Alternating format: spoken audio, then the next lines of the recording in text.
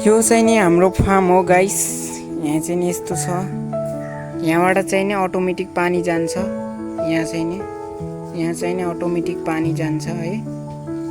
Automatic पानीका डब्बाहरू यहाँ छन् सबै। यहाँ परसम्म छन् सबै ठाउँमा है। सबै ठाउँमा छन् अटोमेटिक। यो चाहिँ नि हाम्रो फार्म भयो है। यहाँको उठाएको गोबर चाहिँ यहाँ जान्छ। यहाँनिर हेर्नुहोस्, अनि सुकाएको गोबर पनि छ यहाँ। यो सुकाएको गोबर हो।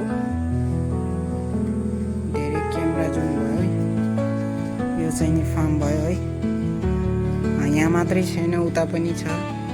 ऊ पर घाँस काट्ने मेसिन छ अनि उता पनि छ है। यो चाहिँ नि हाम्रो गाई फार्म। म अब उतापट्टि गएर देखाउँछु है त।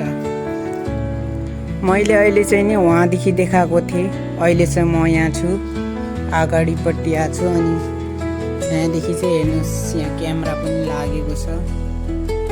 क्यामेरा पनि छ गाइस। क्यामेरा पनि लागेको छ यहाँ हेर्नको लागि। के कस्तो भइरहेछ त्यो हेर्नुको लागि चाहिँ क्यामेरा फिट गरेको छ। मालिकिन भनेको चाहिँ यही हो, केरलाको है। यो है फार्म। अनि यहाँ चाहिँ नि अर्को फार्म छ है त। यो हाम्रो अगाडिपट्टिको नजारा। यहाँ चाहिँ नि मैले देखाउनै गइरहेको थिएँ। अगाडिबाट देखाएर सजिलो होला भनेर चाहिँ म अगाडि आएर चाहिँ देखाउँदैछु है त। यो चाहिँ हाम्रो रुम छ। अनि रुममाथि चाहिँ रुमको साइडमै फार्म छ। यो चाहिँ हाम्रो घाँस काट्ने मेसिन बिग्रिसक्यो। हेर्नुहोस् नजारा फार्मको। यस्तो छ हाम्रो फार्मको नजारा। यहाँ चाहिँ नि 10वटा गाई छन्। उता पनि 10वटा गाई छन्। 20 मैले फर्स्ट देखाएको थिएँ, उहाँ चाहिँ नि 9वटा गाई छन्। गिन्नु होला है त, गिन्ती गर्नु होला है त तपाईँहरू। यो चाहिँ नि फार्म हो। यहाँ चाहिँ नि दुई मेसिन छन्। यहाँ दुई मेसिन छन्। यहाँ दुईवटा मेसिन छन्। अनि यहीँ माथि चाहिँ हाम्रो यो रुम छ। रुममा चाहिँ यो टिटा छ। अनि यहाँ टिटाहरूको यहाँ दुध बढाउनेवाला यो डब्बाको यो क्याल्सियम भन्छन् यसको नाम चाहिँ। अनि यहाँ चाहिँ नि मिक्स गरेर दिने त्यो टिटासँग, टिटा भन्छन्। गाईको खाना हो यो चाहिँ। यो गाईको खाना भइसकेपछि चाहिँ यहाँ हेर्नुहोस्, यो चाहिँ घाँस काट्ने चाहिँ ढेडिनी हो। आइमाई भनौँ हाम्रो नेपालीमा भन्दाखेरि चाहिँ आइमाई। अब यस्तै छ भनौँ। हेर्नुहोस् नजारा। म अब उतापट्टि गएर देखाउनेवाला छु है त। यो चाहिँ नि हाम्रो रुमको यतापट्टि हो। यहाँ चाहिँ नि म आएको छु। अनि यहाँबाट चाहिँ नि ऊ हाम्रो रुम। अहिले मैले टिटा पनि देखाएको थिएँ। अनि यहाँ चाहिँ नि हाम्रो बाच्छाहरू छन् सबै। यहाँ चाहिँ नि बाच्छाहरू छन्। क्यामेरा हेर्नुहोस्, यहाँ क्यामेरा पनि छ। क्यामेरा है त, क्यामेरा छ। अनि यहाँ चाहिँ नि 3वटा बाच्छा छन्। हेरेर सुती पराल खाएको कस्तो गाई बाच्छा होला। यहाँ पनि छ हेर्नुहोस्। यहाँ पनि छन् 5वटा यहाँ छन्। अहिले घाँस लिएर आएको आइमाईले है। टिटाको कट्ठा चाहिँ नि यहाँ छन् सबै। यस्तो छ हाम्रो फार्मको नजारा हेर्नुहोस्। ओहो कति अप्ठ्यारो देखिएको। यो हाम्रो फार्म हो। यस्तो देखिन्छ यतापट्टि। यस्तो चारैतर्फ फार्म पुरै फार्म छ यहाँ हेर्नुहोस्। यो चाहिँ नि अब म चाहिँ नि ऊ पर गएर चाहिँ देखाउनेवाला छु है त कस्तो देखिन्छ। यहाँदेखि त थोडा अँध्यारो देखिरहेको छ है। फार्म त हेरिसक्नु भएको होला है। अहिले चाहिँ म यहाँ छु। यो गोबर हाल्ने ठाउँ हो। माथिको गोबर चाहिँ बोकेर यहाँ आउँछ। यो चाहिँ नि हाम्रो बजार जाने रोड हो। यहाँदेखि चाहिँ नि यस्तो छ फार्म चाहिँ। यस्तो छ हाम्रो है। नारियलहरू हेर्नुहोस् यस्तो छ गाइस। नारियलहरू यस्तो छ। अनि यहाँ चाहिँ नि सुरुदेखि चाहिँ यस्तो देखिन्छ है त। सुरुदेखि चाहिँ फार्म हाम्रो यस्तो देखिन्छ। यो हेर्नुहोस् वरपर हेर्नुहोस् यहाँ पुरा यस्तो छ। यो चाहिँ नि पराल हो। यहाँ परालबाट गएर चाहिँ म हेर्नुहोस् है त देखाउनेवाला छु।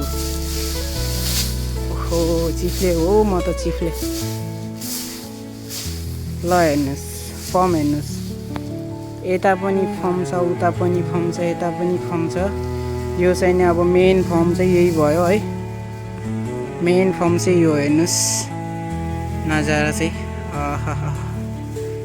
यहाँ चाहिँ नि टिटा हालिसकेको छ। यहाँ चाहिँ गाईको खाना हालिसकेको छ। यस्तो छ गाइस। यो चाहिँ नि पराल हो। यहाँ चाहिँ नि एक ट्रक, ठुलो ट्रकको 2-3 ट्रक आउँछन् एकै दिनमा पराल। एक महिना पनि टेक्दिने यो पराल चाहिँ। एक दिनमा चाहिँ 55 पुला परालका जान्छन् एक दिनमै, पुरै सकिन्छ। अनि उता चाहिँ क्यान छन्, दुध हाल्ने क्यान। यस्तो छ नजारा चाहिँ गाइस। यो चाहिँ नि हाम्रो रुम हो, देखाइसकेको छु मैले चाहिँ। यो भित्र चाहिँ टिटा छन्, गाईको खाना हो है।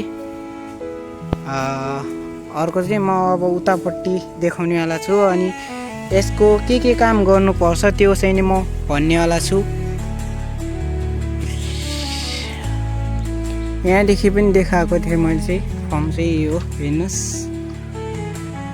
ठाउँ गाउँ यो सम्झना रहन्छ। अब यो चाहिँ ल हेर्नुहोस्, यो चाहिँ हाम्रो अब सम्झना रहन्छ। यस्तो फार्ममा काम गऱ्यौँ भनेर चाहिँ सम्झना रहने छ। पछाडिको नजारा चाहिँ म यस्तरी देखाउनेवाला छु। ल हेर्नुहोस्, यहाँ लाइट गयो भने जेनेरेटर मगाएको छु मैले। पहिला त थिएन, आजकल चाहिँ मगाएको छु मैले चाहिँ। यहाँ चाहिँ नि सबै कपडा फिजेका छन्। अनि हेर्नुहोस् यहाँ चाहिँ टोइलेट छन्, 2टा टोइलेट। यो चाहिँ जेनेरेटर हो। हम चाहिँ देखाइसकेँ। अब यसको बारेमा चाहिँ म भन्नेवाला छु है त। गोबर उठाउने चाहिँ यसले हो गाइस। यो फाउडा जस्तो छ, यसले चाहिँ गोबर उठाएर चाहिँ गाडीमा हाल्ने हो। गाडी पनि देखाइसकेँ सायद मैले, देखा छैन क्या हो। गाडी पनि देखाउनेवाला छु। यही हो फाउडो चाहिँ उठाएर चाहिँ गाडीमा हाल्ने हो। गाडीमा हालेपछि चाहिँ कहाँनिर खिच्ने हो त्यो चाहिँ हेर्नुहोस् है त। ल यो चाहिँ नि हाम्रो गोबर फाल्ने गाडी हो। यो यस्तो छ। अनि यहाँ चाहिँ नि गोबर फाल्ने ठाउँ चाहिँ यहाँ छ। ल हेर्नुहोस् यहाँनिर ऊ तल चाहिँ अहिले चाहिँ बन्द गरेको छ। बन्द गरेर यो 2टा चाहिँ नि निकालिदिएको छ। त्यहाँबाट थोडा गरेर चाहिँ जान लाग्छ तल। यो चाहिँ हो। अनि यहाँ चाहिँ नि हेर्नुहोस् यस्तो छ गाइस। देखाइसके गाइसहरू है।